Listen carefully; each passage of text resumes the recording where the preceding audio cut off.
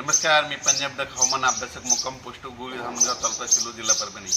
मी आहे आज भोगाव या ठिकाणी, म्हणजे भोगाव पालम तालुक्यामध्ये भोगाव या ठिकाणी येत असताना या ठिकाणी दर्शन घेतल्याच्या नंतर आता म्हणजे आज आहे 14 एप्रिल 2024.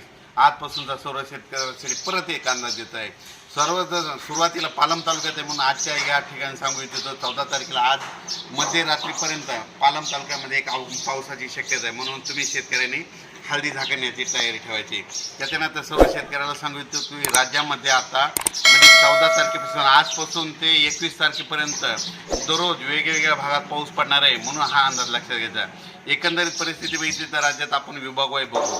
तर सुरुवातीला बघायचं झालं तर काय करायचं, पूर्व विदर्भामध्ये आणखी 16 तारखेपर्यंत 16 एप्रिलपर्यंत पावसाची शक्यता आहे. म्हणून त्याच शेतकऱ्यांनी हळदी कांद्याची काळजी घ्यावी. त्याच्यानंतर सांगायचं झालं तर आपण मराठवाड्याकडे वळू. आज मराठवाड्याकडे म्हणजे आज 14 पासून तर 21 दरम्यान दररोज वेगवेगळ्या भागात 2 दिवस आल्याच्या नंतर परत 2 दिवसांना परत येणार पाऊस.